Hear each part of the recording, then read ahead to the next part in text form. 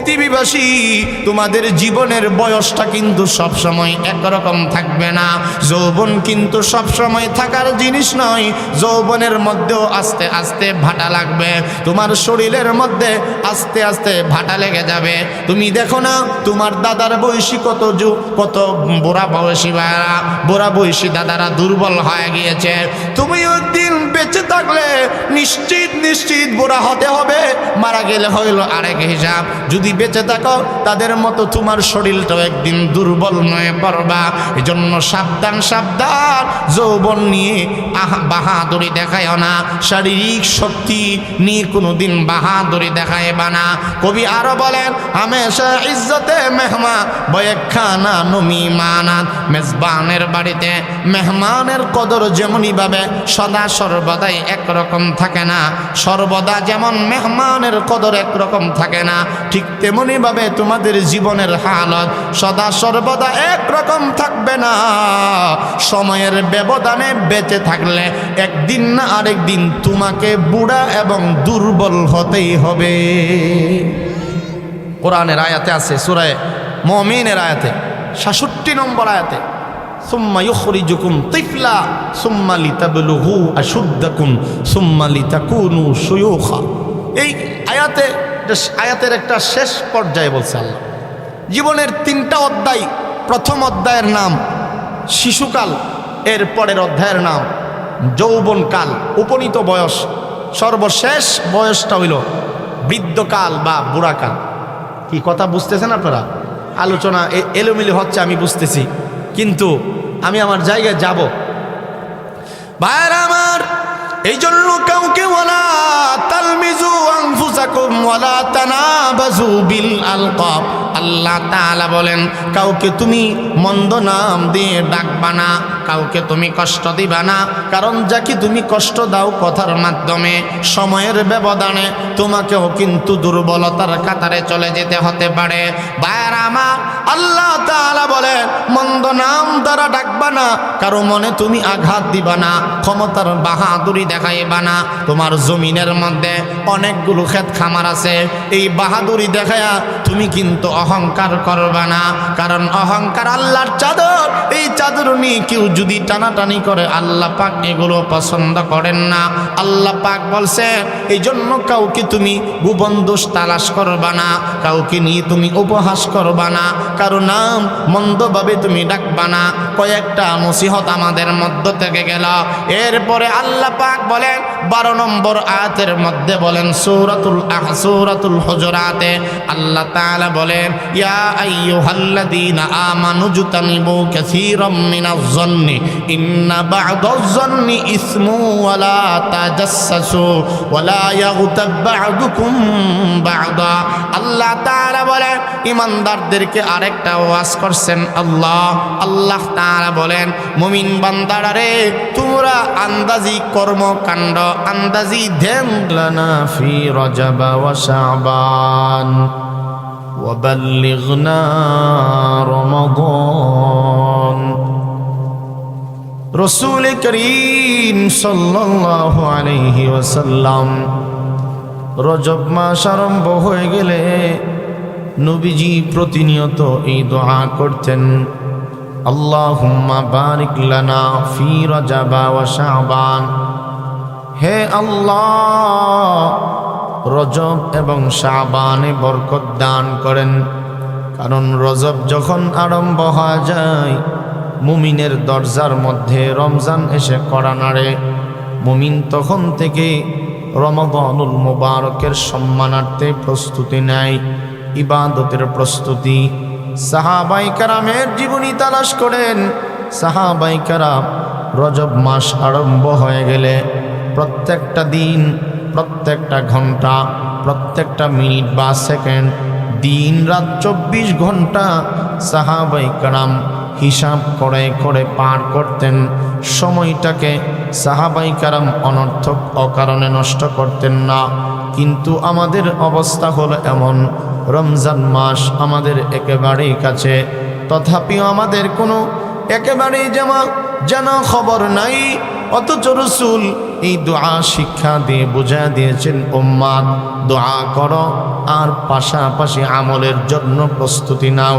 দোয়া করো, 5 ওয়াক্ত নামাজের পরে দোয়া করো, আল্লাহুম্মা বারিক লানা ফি রজব ওয়া শাবান, ও আল্লাহ রজব এবং শাবানে বরকত দান করো, রজবে ও শাবানে বরকত দাও, রজবের ইবাদতে বরকত দাও।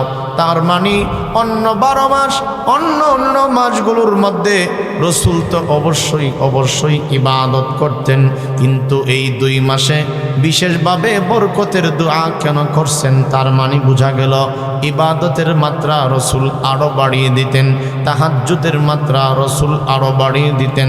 তিলাওয়াতে কোরআন অন্য মাসের মতন নয়, রজব আরম্ভ হয়ে গেলে রমজানের সম্মানার্থে আমাদের নবীজির সাহাবায়ে কেরাম তিলাওয়াতের মাত্রা আরো বাড়ায় দিতেন।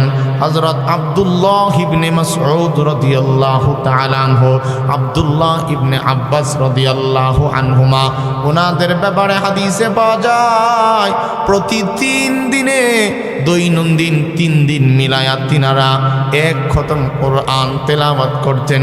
মাসে কোনো সাহাবায়ে কেরাম প্রত্যেক মাসে 1 খতম কোরআন তেলাওয়াত করতেন। কমপক্ষে দৈনন্দিন 1 পারা, কেউ 2 পারা, কেউ 2 সপ্তাহে কোরআন খতম করতেন। কিন্তু আমাদের অবস্থা কেমন পরিতাপ আর আফসোসের বিষয়, তেলাওয়াতে কোরআন আমাদের ঘরের মাঝে নাই। অথচ নবীজি রজব শাবান আসলে তেলাওয়াতের মাত্রা বাড়ায়া দিতেন। কখনো বা নিজে তেলাওয়াত না করতে পারলেও সময়ের অভাবে সাহাবীদেরকে বলতেন, ও সাহাবায়ে কেরাম একটু তেলাওয়াত করে শোনাও।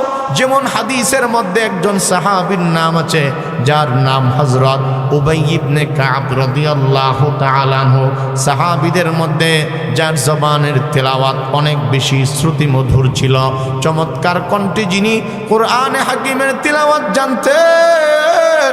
উবাই ইবনে কাবকে আল্লাহর হুকুমে রাসূল তেলাওয়াত করার জন্য হুকুম করতেন, এ উবাই ইবনে কাব তুমি একটু পড়া তেলাওয়াত করে আমাকে শোনাও। তার মানে সাহাবায়ে কেরামের জবানের তেলাওয়াত রাসূল মাঝে মধ্যে নিজে শুনতেন এবং রাসূলও তাদেরকে শুনাইতেন। সাহাবী এবং নবীগণের মাঝে কোরআন তেলাওয়াতের পার্থক্য হইল, নবীও শুনতেন, সাহাবীদের জবানেও শুনতেন, নবীও শোনাতেন। আমরা তো এই অভ্যাস আমাদের নাই বললেই চলে। অথচ আমাদের উচিত ছিল নিজেরাও বাচ্চাদের সামনে তেলাওয়াত করব, বাচ্চাদের জবানে সূরাতুল ফাতিহা সহ অন্যান্য যেই সূরাগুলো বাচ্চারা পড়ে, সন্তানাদি পড়ে, তাদের জবান থেকে তেলাওয়াত শোনা ছিল আমাদের উচিত কর্ম। ভাইরা আমার, এই কারণে রজব শাবান আসলে আমার নবীজি মুহাম্মদুর রাসূলুল্লাহ সাল্লাল্লাহু আলাইহি ওয়াসাল্লাম ইবাদতের আগ্রহ বাড়ায়া দিতেন। নামাজ সব সময় যেমন তিনি পড়তেন, রজব আসলে আরো গুরুত্ব দিতেন। রজব আসলে, শাবান আসলে রাসূল দান সদকা আরো বাড়ায়া দিতেন। সালাম কালাম মুআমালাত মুআশারাত রাসূল আরো বেশি সুন্দর করতেন। কিন্তু আমাদের রাসূলের সঙ্গে আমাদের কোনো দিক দিয়ে মিল নাই, শুধু নামে উম্মতে মুহাম্মদী, কিন্তু কাজে কর্মে লেনা দেনা মুআমালা মুআশারা কোনো দিক দিয়ে রসুলের উম্মত হিসাবে আমরা দাবি করার সুযোগও নাই।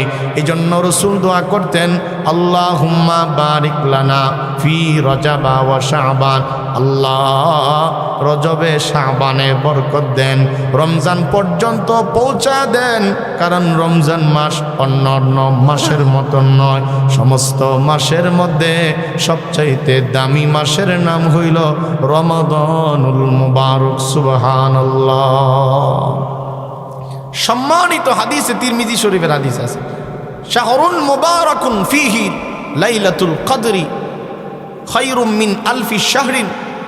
হাদিস শরীফে রাসূল করিম সাল্লাল্লাহু আলাইহি ওয়াসাল্লাম রমজানের সম্মানার্থে রমজানকে স্বাগতম জানাতেন। হেঁটে হেঁটে রাসূল সাহাবীদের কানে কানে পৌঁছাই দিতেন, এই সাহাবেরা, রমজান আসতেছে, রমজান তোমাদের দরজায় কড়া নাড়ছে। রমজানুল মুবারক এমন দামি মাস, যেই মাসে একটি রাত আছে, যেই রাতকে হাদিস এবং কোরআনের আয়াত অনুযায়ী, আয়াতের তর্জমাও হইল এই আল্লাহ পাকও বলেন, হাদিসের মধ্যে রসুল বলেন, খায়রুম মিন আলফি শাহরিন, একটা রাতকে আল্লাহ পাক সহস্র মানে 1000 শত মাসের চেয়ে আল্লাহ পাক দাম বাড়ায় দিয়েছে। একটা রাতের এত দাম, এই রাতটা একমাত্র রমজান শরীফের মাঝে পাওয়া যায়। খায়রুম মিন আলফি শাহরিন, 1000 মাসের চেয়ে আল্লাহ পাক এই মাসের এক রাতের দাম আল্লাহ পাক বাড়িয়ে দিয়েছে। ভাইরা আমার, রমাদানুল মুবারক এমন দামি মাস, ক্বালান নবী সাল্লাল্লাহু আলাইহি ওয়াসাল্লাম, ইযা দাখালা রমাদান ফুতিহাত আবওয়াবুল জান্নাহ ওয়া গুলিকাত আবওয়াবুন নার ওয়া সুলসিলাতিশ শায়াতিন আই সুফিদাতিশ শায়াতিন ওয়া মারাদাতুল জিন আও কামা ক্বালা আলাইহিস সালাতু ওয়াস সালাম। বুখারী শরীফ এবং মুসলিম শরীফের রিওয়ায়াত।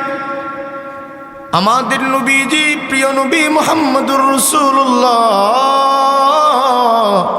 সাল্লাল্লাহু আলাইহি ওয়াসাল্লাম বলেন, উম্মত আমার, 12 মাসের মাঝে এমন একটা মাস আছে যেই মাসটাকে আল্লাহ পাক এত বেশি দামি বানাইছে।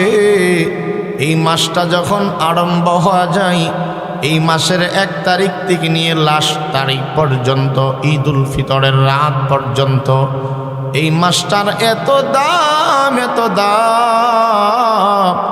এই রমজান মাস যখন আরম্ভ হওয়া যায়, মহান আল্লাহর 8টা জান্নাত আল্লাহ তাআলা খুলে দেয়। এই মাসকে সম্মান করতে গিয়া এই রমজান মাসকে আল্লাহ নিজে সম্মান করে। এই কারণে আল্লাহ পাক সম্মান দেখাতে গিয়ে ফুতিহাত আবওয়াবুল জান্নাতি ওয়া গুলিকাত আবওয়াবুন নার। নবীজি সাল্লাল্লাহু আলাইহি ওয়াসাল্লাম বলেন, জান্নাতের 8টা দরজা রমজান আরম্ভ হয়ে গেলে আল্লাহ তাআলা খুলে দেয়। জান্নাতের 8 দরজা, জান্নাতুল ফিরদাউস, জান্নাতুল খুলদ, জান্নাতু আদনিন, জান্নাতুল মাওয়া।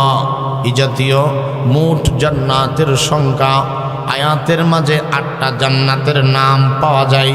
লাহা সাবআতু আবওয়াব লিকুল্লি বাবিন মিনহুম জুজউম মাকসুম।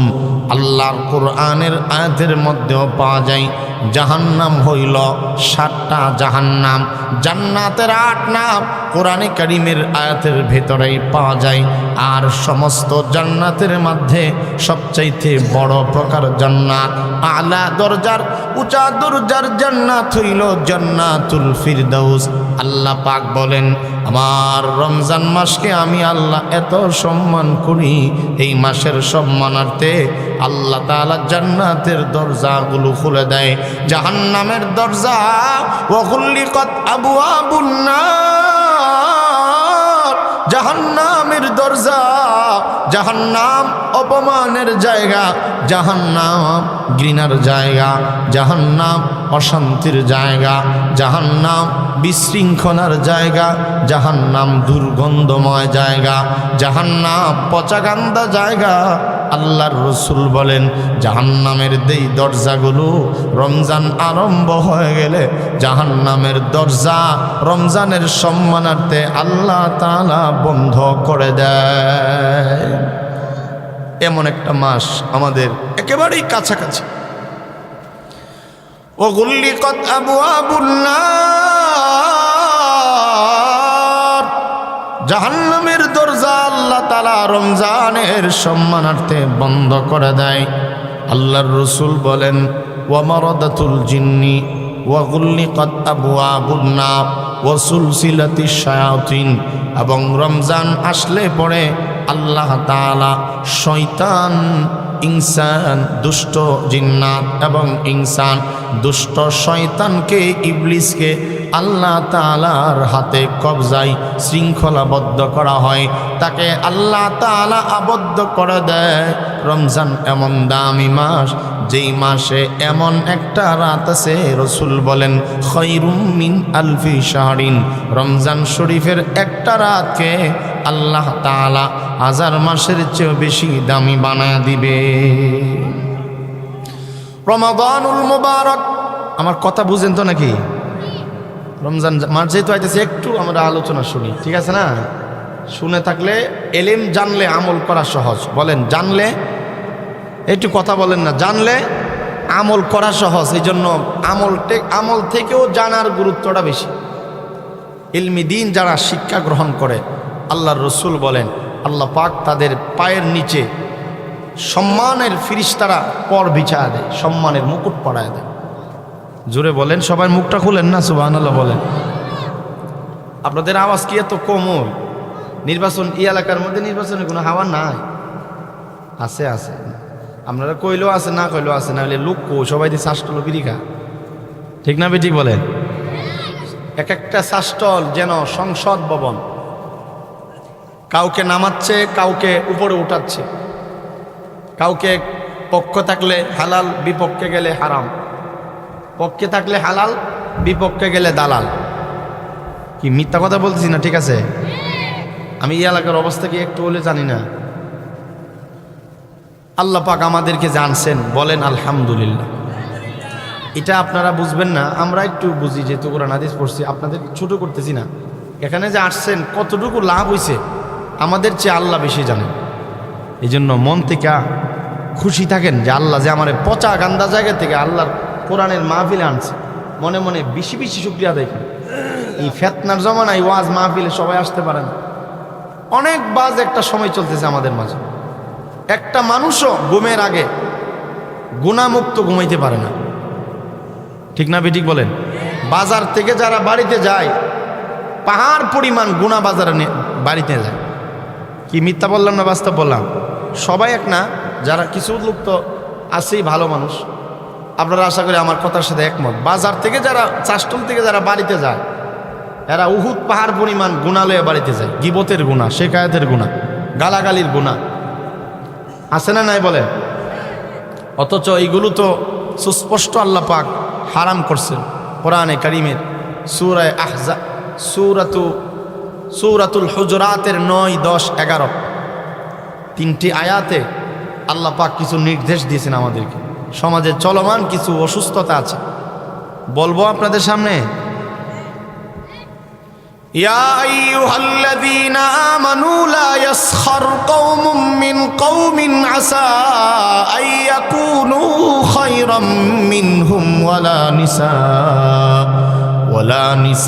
নিসাউম মিন নিসাইন আসা আইয়াকুননা খায়রাম মিনহুন ওয়ালা তালমিজু আনফুসাকুম ওয়ালা তানাবাজু বিল আলকাব বিইসাল ইসমুল ফুসুক বা'দাল ঈমান ওয়া মান লাম ইয়াতুব ফাউলাইকা হুমুজ যালিমুন।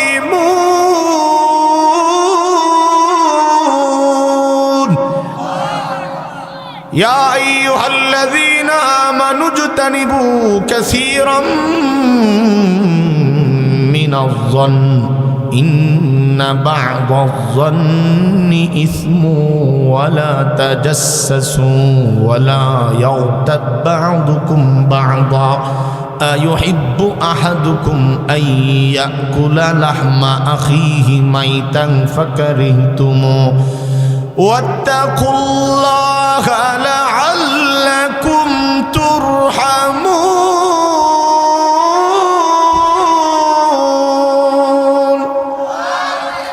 রব্বুল আলামিন বলেন ইয়া আইয়ুহাল্লাযীনা আমানু লা ইয়াসখার কওমুম মিন কওমিন। হে ঈমানদার, আল্লাহ তাআলা এই কথাগুলো বিশেষভাবে ঈমানদারদেরকে সম্বোধন করে বলেছেন। তার মানে বোঝা গেল ঈমানদারদের মাঝে বহু লোক আছে গুনাহে লিপ্ত, ঠিক না বেঠিক বলেন? ঈমানদারদের মাঝে বহু লোক যেই কথাগুলো আল্লাহ বলবেন, যেমন এখন আল্লাহ বলতেছেন তোমরা এক মুমিন আরেক মুমিনকে নিয়ে তাচ্ছিল্য বা উপহাস মজা করো না। এই রোগটা আছে তো আমাদের মাঝে। একজন আরেকজনের মজা করি, একটু গরিব বলে তাকে নিয়ে হাসি, আর চেহারার ঢং রং যশ একটু অসুন্দর হইলে কোনো দিক দিয়ে আমরা এটা নিয়ে মজা করি। কানার গরুর কানা, ল্যাংডর গরুর ল্যাংড, আটকাল, বুবা, তুতলা বলিনি? কথা বলেন না কেন? এই কথাটা আল্লাহ নিষেধ করছে নাকি? এটা কি কোনো বেঈমানকে নিষেধ করছে? আপনার বাড়ি হিন্দু বাড়ির এরারে কইছে না? যারা নামাজ পড়ে এরারে কইছে, ইমানদার যারা। ইয়া আইয়ুহাল্লাযীনা আমানু লা ইয়াসখার কওমুম মিন কওমিন আসা আইয়াকুনু খায়রাম মিনহুম। আল্লাহ তাআলা বলেন, ও ইমানদারেরা, কোনো ইমানদার যেন কোনো ইমানদারকে, কোনো ইমানদার পুরুষ যেন কোনো ইমানদার পুরুষকে তাচ্ছিল্য না করে, কেউ যেন কাউকে কোনো কথার দ্বারা আঘাত না দেয়, কেউ যেন কাউকে তার চেহারার রং ঢং দেইকা উপহাস না করে, কেউ যেন কাউকে সম্পত্তির কারণে, সম্পত্তি কারো কম কারো বেশি, কারো চেহারা কারো চেহারা ধলা, কাহারো বংশ ভালো কাহারো বংশ ভালো না, কাহারো সম্পত্তি কম কাহারো মান সম্মান কম বেশি, সব কিছু মিলায় একটা মানুষের বৈচিত্র্যময় জীবন। কোনো কারণে কেউ যদি খাটো হয় তাকে তুমি উপহাস করবা না, কেউ যদি কানে একটু কম শ্রবণ করতে পারে তাকে তুমি হাটকাল বলবা না, কেউ যদি চোখে একটু কম দেখে তাকে তুমি কানা বলে গালি দিবা না, কেউ যদি বংশের দিক দিয়া নিম্ন হয় তাকে তুমি খারাপ বলবা না, কারণ আল্লাহ পাক নিষেধ করছেন। আল্লাহ তাআলা বলেন কেন নিষেধ করবা না? কারণটা আল্লাহ তাআলা জানা দিয়েছেন, একটু মনোযোগ দিয়ে শোনেন কঠিন কথা। আল্লাহ তাআলা বলেন আসা আইয়াকুনু খায়রাম মিনহুম, যাকে নিয়ে তুমি মজা করছো এমন হতে পারে তার দাম আল্লাহর কাছে তোমার চেয়ে বেশি। যাকে নিয়ে তুমি কানা বলছো, যাকে তুমি কাঠমোল্লা বলে গালি দিছ, যাকে তুমি এটা সেটা বলে করছে, সাবধান সাবধান, একজন আরেকজনকে বাজে শব্দ দিয়া ডাকবা না। যেই নাম তার আসল নাম, ওই নাম দ্বারাই তোমরা ডাকবা, তাহলে আল্লাহর আদালতে ধরা পড়বা না। ভাইয়ারা আমার নবীজিও বলছেন যার যার সুন্দর সুন্দর নাম বলে ডাকবা। রাসূল করিম সাল্লাল্লাহু আলাইহি সাল্লামের হাদিসের মধ্যে আছে চারজন সাহাবী, যেই চারজন সাহাবীকে রাসূল সুন্দর সুন্দর নাম ধরে ডাকতেন। যেমন প্রথম খলিফাতুল মুসলিমিন সিদ্দিক আকবর নাম তার, আবু বকর সিদ্দিক রাদিয়াল্লাহু আনহু। হাদিস শরীফের মধ্যে নবীজি হযরত আবু বকরকে সবচেয়ে বেশি আতিক বলে সম্বোধন করতেন। আমাদের মাঝে অনেকের নাম থাকতে পারে নাম আতিক, আছে না? আল্লাহর রসুলের সাহাবী, রসুলের শ্বশুর হযরত আবু বকর সিদ্দিক যাকে বলা হয়, হাদিসে যার নাম পাওয়া যায় সিদ্দিক আকবর, রসুল তাকে বড় মহব্বত করে ডাকতেন আতিক।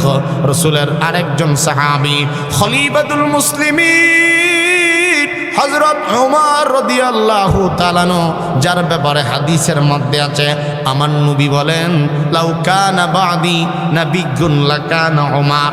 আমার নবী বলেন আমার পরে যদি কেউ নবী হিসাবে দুনিয়াতে প্রেরিত হয় তো যাকে আল্লাহ নবী বানাইতো তার নাম হযরত ওমর। সুবহানাল্লাহ। ওয়া আশাদ্দুহুম ফি আমরিল্লাহি ওমর, আল্লাহর হুকুমের বেলায় যিনি শক্ত মজবুত কঠোর তিনি হলেন হযরত ওমর।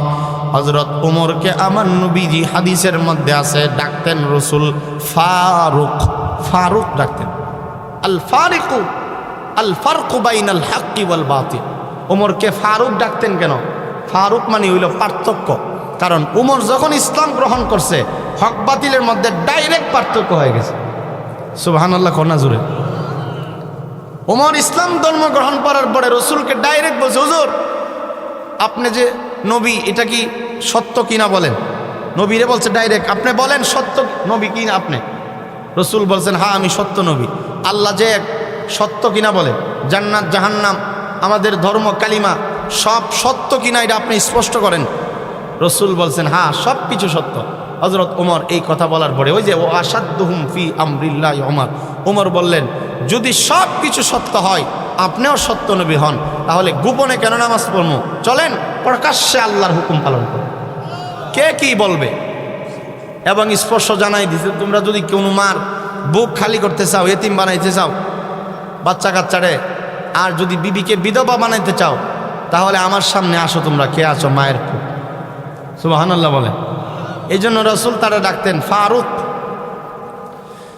মুহতারাম হাজিরিন, সাহাবীদের মধ্যে আরেকজন যার নাম রসুলের আপন চাচা আব্দুল মুত্তালিবের সন্তান, যার নাম হযরত আমির হামজা রাদিয়াল্লাহু আনহু, মদিনাতুল মুনাওয়ারার উহুদের প্রান্তরের পাশে যার কবর আমি নিজে গিয়ে জিয়ারত করে আসছি, যার নাম হযরত আমির হামজা, যাকে হাদিসের ভাষায় বলা হয় সাইয়্যিদুশ শুহাদা,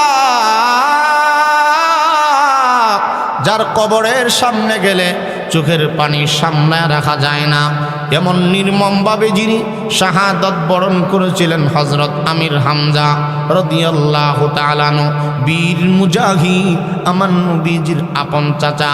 রসুল তাকে মহাব্বত করে ডাকতেন আসাদুল্লাহ। সুবহানাল্লাহ, হাদিসের শব্দ।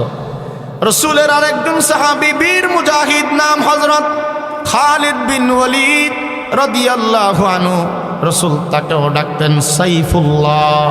সাইফুল্লাহ মানে আল্লাহর তলোয়ার। এই জন্য রসুল হাদিস থেকে আমরা জানলাম কারো নাম, যার যেই নাম তাকে সেই নামে ডাকব, নামগুলো মন্দভাবে বাজেভাবে বলবো না, কারণ মানুষের অন্তরে কষ্ট দেওয়া স্পষ্ট কবিরা গুনাহ। কারো নাম যদি আপনি মন্দ নামে উচ্চারণ করেন, মানসিকভাবে সে ভেঙে পড়বে, কষ্ট পাবে। হয়তো আপনাকে সামাজিকতার কারণে অথবা বয়সের কমে অথবা পদবি ক্ষমতার বলে কিছু বলবে না, কিন্তু আপনি যাকে তাচ্ছিল্য করে তাকে আপনি ফকিন্নির ফুট ডাক দিছেন, এটা কিন্তু অনেক বড় আঘাত পাইছে সে। আপনি যাকে ফকিন্নি বললেন, আপনি যাকে এটা সেটা বললেন, সময়ের ব্যবধানে আপনিও কিন্তু ফকির হতে পারেন। কথা বলেন না কেন? সময়ের ব্যবধানে আপনিও ক্ষমতাচ্যুত হতে পারেন, সময়ের ব্যবধানে আপনিও দুর্বল হতে পারেন। দুর্বলতা এটা আল্লাহ পাক যাকে ইচ্ছা তাকে দিতে পারে। অনেক মানুষ জোয়ান বয়সেই তার শক্তি হারায় ফেলে, ঠিক না বেঠিক জুড়ে বলে। আর জোয়ানি তো এটা সবসময় থাকার জিনিস না। নৌজোয়ানি শক্তি, আচ্ছা বলেন এটা কি সবসময় থাকার জিনিস? থাকার জিনিস না। কবিও বলছে গুল আজ গুলশান জুদা গাস্তান তরু তাজা নমি মানাত, আগার মানাত সবে দিগার নমি মানাত, हमेशा इज्जत मेहमा बये खाना नमी मानात, आगर मानात सबे दिगार नमी मानात। कवि बोलेन पृथिवीबासी शोनो, गुल मानी हইল बागान, गुल मानी हইল फुल, गुलशान मानी हইল बागान, गुल आज गुलशान जुदा गास्तान तरु ताजा नमी मानात, गुल आज गुलशान ফুল বাগানের ফুল যেমন সব সময় তরুতাজা থাকে না। লক্ষ্য করে শুনেন, ফুল বাগানের একটা ফুল যেমনই ভাবে সদা সর্বদাই তরুতাজা মজবুত থাকে না, আস্তে আস্তে ফোটা হয়ে যায়। গাছের পাতাগুলো যেমনই ভাবে আস্তে আস্তে দুর্বল হয়ে যায়। সমস্ত গাছের পাতা সব সময় কিন্তু সবুজ থাকে না, পাতাগুলো মারা যায়, পাতাগুলো দুর্বল হয়ে লাল হয়ে যায়। কবি বলেন পৃথিবীর মানুষ গুল আজ গুলশান জুদা গাস্তান তরু তাজা নমি মানাত। আমার বারা গুলশান মানে হইল বাগান, বাগানের ফুলগুলো যেমন সব সময় একরকম তরু তাজা থাকে না, ঠিক তেমনি ভাবে ও পৃথিবীবাসী তোমাদের জীবনের বয়সটা কিন্তু সব সময় একরকম থাকবে না। যৌবন কিন্তু সব সময় থাকার জিনিস নয়, যৌবনের মধ্যেও আস্তে আস্তে ভাটা লাগবে, তোমার শরীরের মধ্যে আস্তে আস্তে ভাটা লেগে যাবে। তুমি দেখো না তোমার দাদার বয়সী কত বুড়া বয়সী ভাইরা, বুড়া বয়সী দাদারা দুর্বল হয়ে গিয়েছে। তুমি একদিন বেঁচে থাকলে নিশ্চিত বুড়া হতে হবে, মারা গেলে হইল আরেক হিসাব। যদি বেঁচে থাকো তাদের মতো তোমার শরীরটাও একদিন দুর্বল নয় পড়বা। এই জন্য সাবধান, যৌবন নিয়ে বাহাদুরি দেখায় না, শারীরিক শক্তি নিয়ে কোনোদিন বাহাদুরি দেখাইবা না। কবি আরো বলেন হামেশা ইজ্জতে মেহমা বয়ে খানা নমি মানাত। মেজবানের বাড়িতে মেহমানের মেহমানের কদর যেমনই ভাবে সদা সর্বদাই একরকম থাকে না, সর্বদা যেমন মেহমানের কদর একরকম থাকে না, ঠিক তেমনি ভাবে তোমাদের জীবনের হালত সদা সর্বদা একরকম থাকবে না। সময়ের ব্যবধানে বেঁচে থাকলে একদিন না আরেকদিন তোমাকে বুড়া এবং দুর্বল হতেই হবে। কোরআনের আয়াতে আছে, সূরা মুমিনের আয়াতে ৬৭ নম্বর আয়াতে, সুম্মা ইউখরিজুকুম তিফলা সুম্মা লিতাবলুগু আশুদ্দাকুম সুম্মা লিতাকুনু শুয়ুখা। এই আয়াতের একটা শেষ পর্যায়ে বলছে আল্লাহ জীবনের ৩টা অধ্যায়। প্রথম অধ্যায়ের নাম শিশুকাল, এর পরের অধ্যায়ের নাম যৌবনকাল, উপনীত বয়স, সর্বশেষ বয়সটা হইল বৃদ্ধকাল বা বুড়াকাল। কি কথা বুঝতেছেন আপনারা? আলোচনা এলোমেলো হচ্ছে আমি বুঝতেছি, কিন্তু আমি আমার জায়গায় যাব। ভাইরা আমার, এই জন্য কাউকে ওয়ালা তালমিজু আনফুসাকুম ওয়ালা তানাবাজু বিল আলকাব, আল্লাহ তাআলা বলেন কাউকে তুমি মন্দ নাম দিয়ে ডাকবা না, কাউকে তুমি কষ্ট দিবা না, কারণ যাকে তুমি কষ্ট দাও কথার মাধ্যমে সময়ের ব্যবধানে তোমাকেও কিন্তু দুর্বলতার কাতারে চলে যেতে হতে পারে। ভাইরা আমার, আল্লাহ তাআলা বলেন মন্দ নাম দ্বারা ডাকবা না, কারো মনে তুমি আঘাত দিবা না, ক্ষমতার বাহাদুরি দেখাইবা না। তোমার জমিনের মধ্যে অনেকগুলো ক্ষেত খামার আছে, এই বাহাদুরি দেখায়া তুমি কিন্তু অহংকার করবা না, কারণ অহংকার আল্লাহর চাদর, এই চাদর নিয়ে কেউ যদি টানাটানি করে আল্লাহ পাক এগুলো পছন্দ করেন না।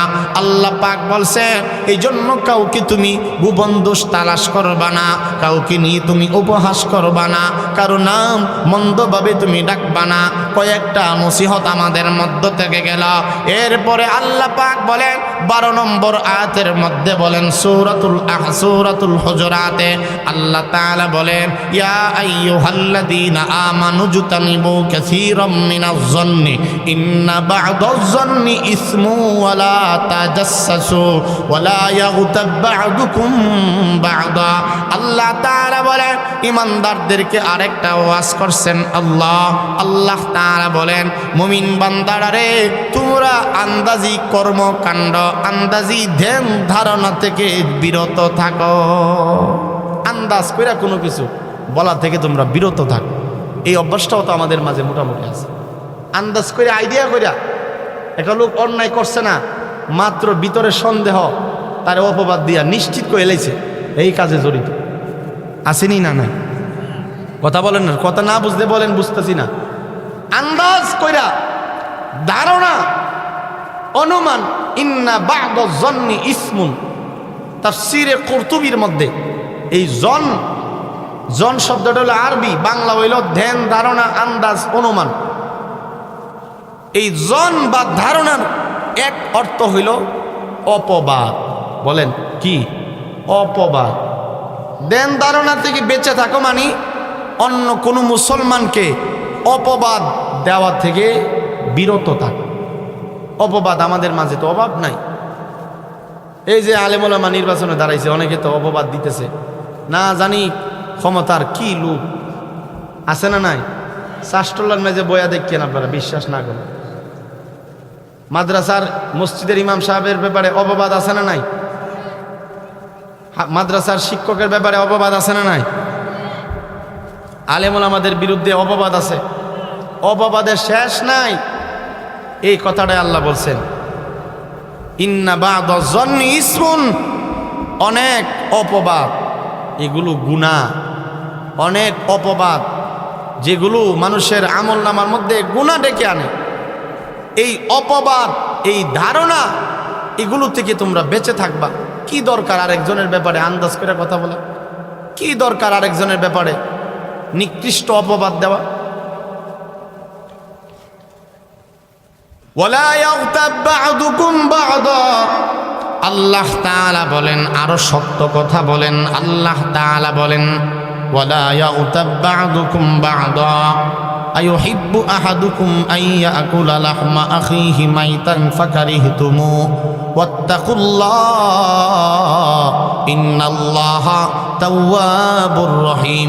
আল্লাহ তাআলা বলেন, মুমিন কোনোদিন কোনো সময় কোনো প্রেক্ষাপটে তোমরা আন্দাজ বা অনুমান করে কোনো কথা বলবে না। যেখানে আন্দাজ এবং অপবাদজনক কথা হয় ওই মজলিসেও তোমরা বসবা না।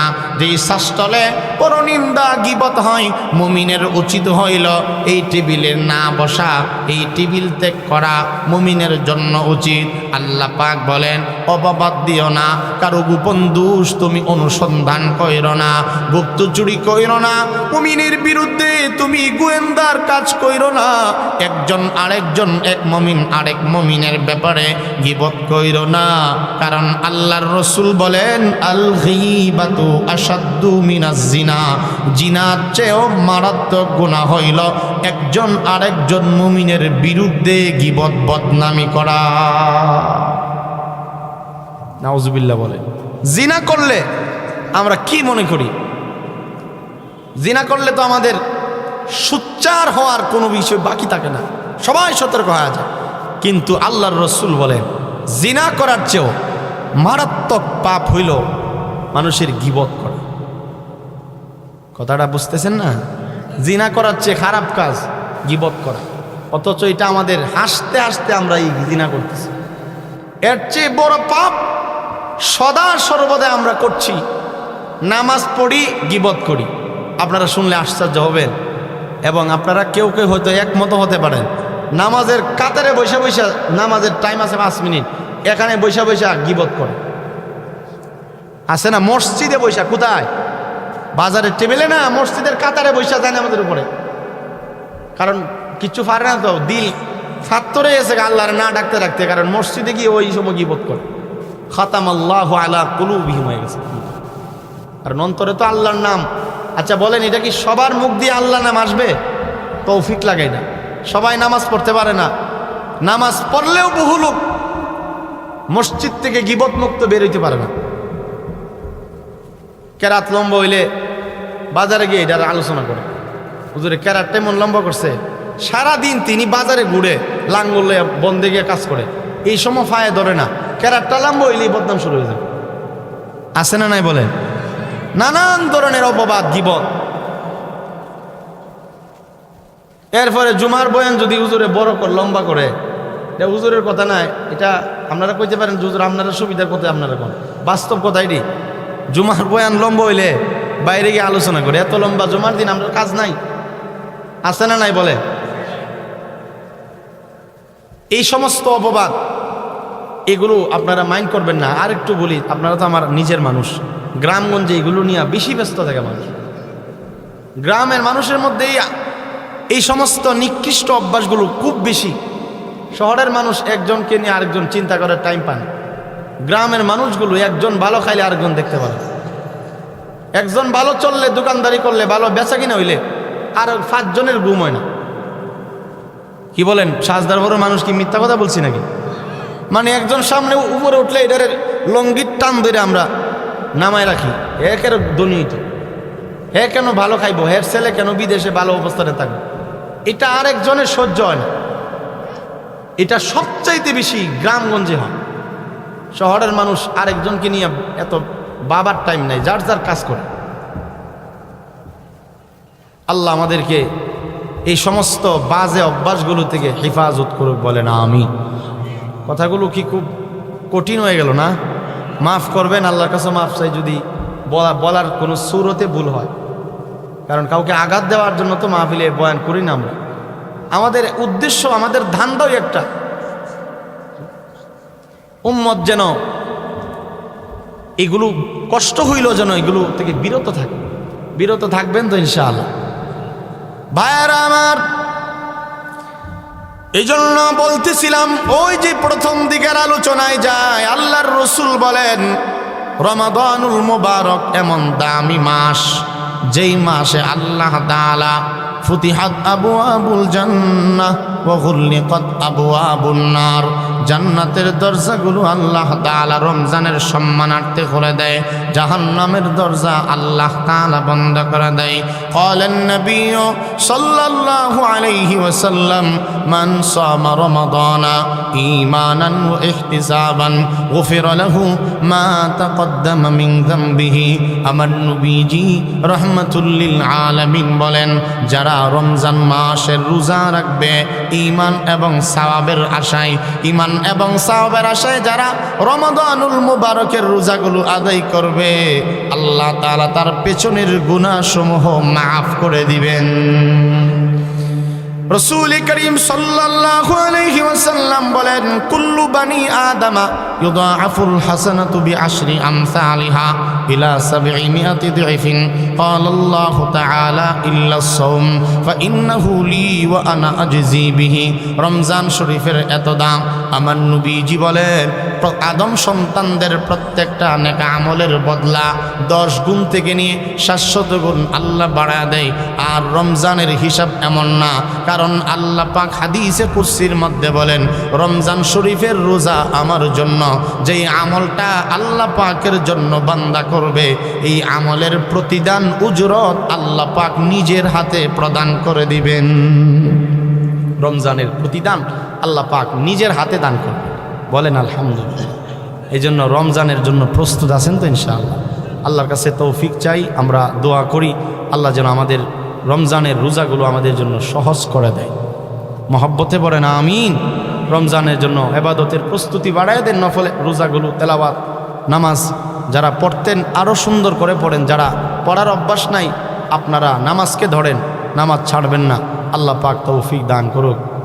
আপনারা তো বুঝতেছেন না কদর, শুরুতেই বলছিলাম আমাদের যেই মনীষী আমরা পাইছি আলহামদুলিল্লাহ বলে, আমাদের মুফতি নুরুল্লাহ শাহ হুজুর রহমতুল্লাহ আলাই, আমাদের আকাবির, এবং হজরত মুফতি সিবগতুল্লাহ নূর সাহেব হাফিজাহুল্লাহ তাআলা।